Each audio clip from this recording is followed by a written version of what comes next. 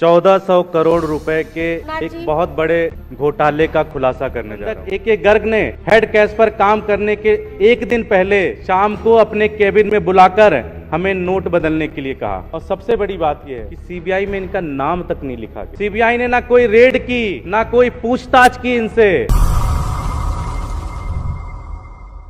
धन्यवाद अध्यक्ष महोदय। आज मैं देश के सामने 1400 करोड़ रुपए के एक बहुत बड़े घोटाले का खुलासा करने जा रहा हूं। ये घोटाला हमारे राष्ट्रपिता महात्मा गांधी के नाम पे हुआ।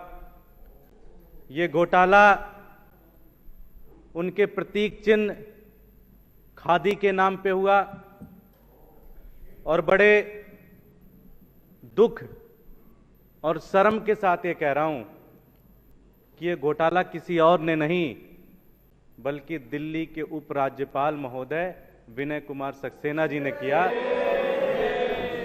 जब वो खादी के चेयरमैन थे।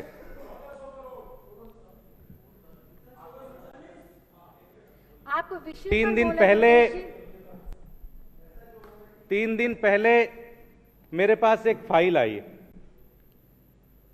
ये फाइल पढ़ने के बाद मैं दंग हो गया कि किस तरह से नोटबंदी के दौरान जब सैकड़ों लोगों की जान चली गई, हजारों लोग बेघर हो गए, लाखों लोगों की नौकरी चली गई, लाखों लोगों के बिजनेस तबाह हो गए, लोग भूखे थे, अन्न के लिए तरस रहे थे।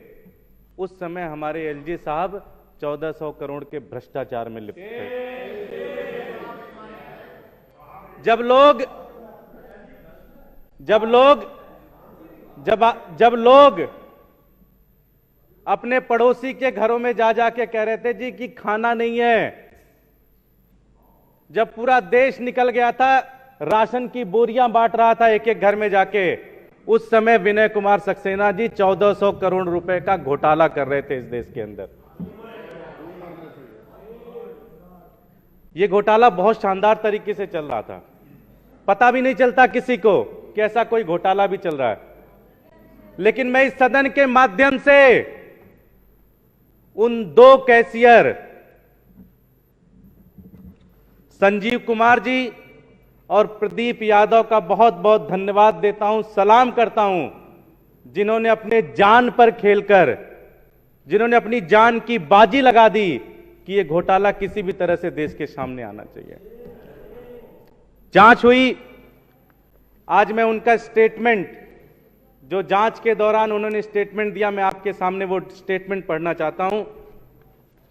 संजीव कुमार जी, जो कि खादी ग्रामोद्योग के जो बिक्री केंद्र है उसके हेड कैशियर थे, उनका स्टेटमेंट मैं पढ़ने जा रहा हूं।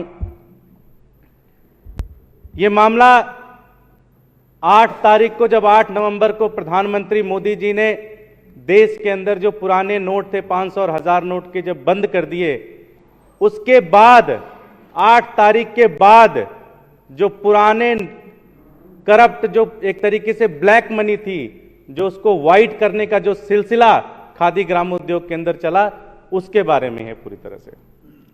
हेड कैशियर संजीव कुमार जी अपने स्टेटमेंट में कहते हैं कि मैंने 500 और 1000 रुपए का पुराना नोट भवन प्रबंधक के कहने पर स्वीकार किया। अगर बैंक नोट ले रहा है तो जमा कराएं, ये चेयरमैन जी का आदेश है। चेयरमैन कौन थे? विनय कुमार सक्सेना साहब। चेयरमैन कौन थे? आगे फिर कहते हैं, मैंने प्रबंधक महोदय को मना किया। प्रबंधक महोदय ने मुझसे कहा कि ऊपर से चेयरमैन साहब का दबाव है, अगर नहीं किया तो चेयरमैन साहब नाराज हो जाएंगे। अतः इस बात में मैं काफी डर गया, क्योंकि नोटबंदी से 5 दिन पहले ही चेयरमैन साहब ने भवन के 2 स्टाफ का ट्रांसफर गोवा और जयपुर कर दिया।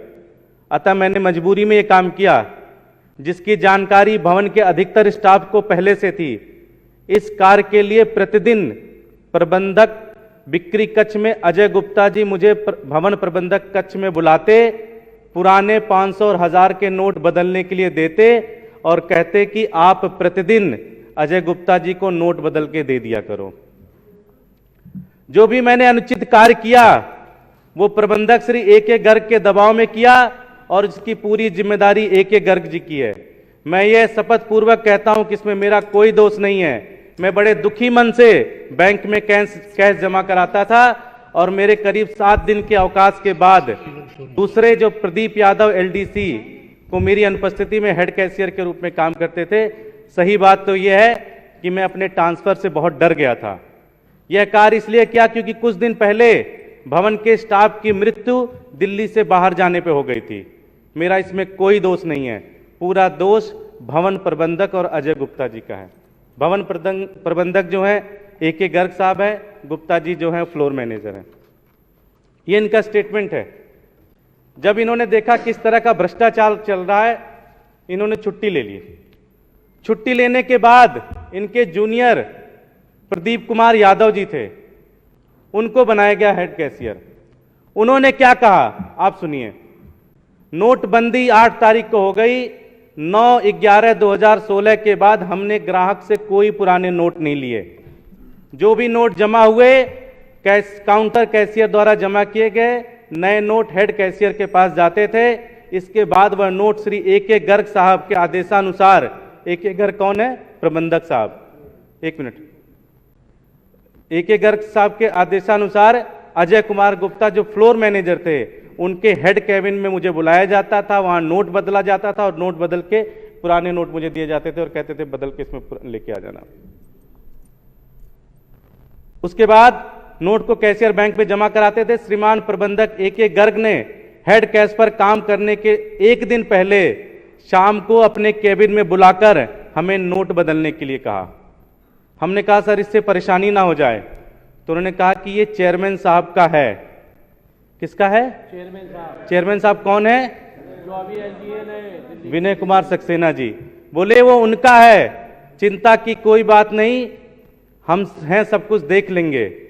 और साथ में उन्होंने ये भी कहा ये कार्य कैशियर को प्रेशर देके कराया गया। गर्ग साहब ने ये भी कहा ये पहले से भी हो रहा है और बहुत सारी जगहों पे भी हो रहा है, बहुत सारी जगहों पे हो रहा है। इसमें चिंता करने की कोई बात नहीं है।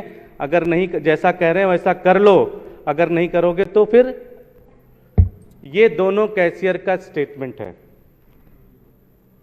एक ब्रांच के ये दोनों कैशियर हैं और इन्होंने बताया कि नोटबंदी के बाद हमारे ब्रांच से लगभग 22 लाख रुपए हेर फेर की गई। पुराने नोट को बदलकर नए नोट बदले गए और इस तरह से पूरे देश में लगभग 7000 ब्रांचेज हैं खादी ग्रामोद्योग की। अगर आप इसको कैलकुलेट करोगे तो 1400 करोड़ से ज्यादा का भ्रष्टाचार है ये बेचारे, ये दोनों बहुत डर गए, लेकिन बड़े छोटे लोग थे, बड़े गरीब लोग थे, लेकिन इन्होंने हिम्मत नहीं हारी। इन्होंने देश के हर फोरम में इसकी शिकायत की कि हमसे ये गलत काम कराया जा रहा है। जांच हुई और इस देश का दुर्भाग्य, इन लोगों का दुर्भाग्य, हम लोगों का दुर्भाग्य कि उस जांच की अध्यक्षता किसने की? जिनके ऊपर आरोप था, उन्होंने अध्यक्षता की। और साथ ही साथ इन दोनों कैशियर को सस्पेंड कर दिया और जो दोनों ऑफिसर गर्ग और गुप्ता जो इनके इशारे पे काम करते थे उनका प्रमोशन कर दिया। एक को तो राजस्थान, पूरा का पूरा राजस्थान दे दिया उनको। ये 1400 करोड़ रुपए का घोटाला किया गया। सारा का सारा मामला लीपापोती कर दी गई। सीबीआई में भी मामला दर्ज किया गया और सबसे बड़ी बात यह है कि सीबीआई में इनका नाम तक नहीं लिखा गया। सीबीआई ने ना कोई रेड की, ना कोई पूछताछ की इनसे, सब कुछ ऐसे ही छोड़ दिया। इतना बड़ा घोटाला हुआ लेकिन कोई एक्शन नहीं हुआ। जिन लोगों ने इस घोटाले को एक्सपोज किया उन बेचारों को ही सस्पेंड कर दिया गया। साथियों, हमने महाभारत की भी कहानियां सुनी है, हमने रामायण की भी कहानी सुनी है। इस कहानी में क्या है? कहानी में एक ही चीज है, सच्चाई कभी नहीं आती, लेकिन ऐसा लगता है इस मामले में सच्चाई हार रही है। वो दोनों कैशियर आज दर दर की ठोकरें खा रहे हैं। वो दोनों कैशियर भाग रहे हैं कि कहीं उनकी हत्या ना हो जाए। वो दोनों कैशियर एक रात कहीं भी नहीं रहते, कहीं इधर भागते हैं, कहीं उधर भागते हैं, कहीं इधर भागते हैं, कहीं उधर भागते हैं। ये हाल कर दिया उन्होंने। मैं इस सदन के माध्यम से ये मांग करता हूं कि सीबीआई के एप्लीकेशन में, सीबीआई के एफआईआर में विनय कुमार सक्सेना जी का नाम डाला जाए। सहमत है कि नहीं सहमत है आप? इनके खिलाफ रेड होनी चाहिए।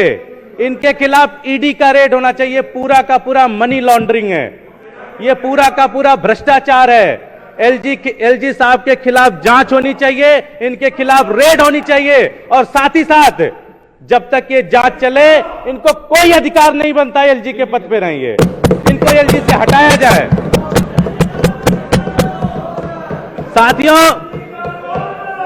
ये खबर भी छपी, लेकिन कोई एक्शन नहीं हुआ, कोई एक्शन नहीं हुआ।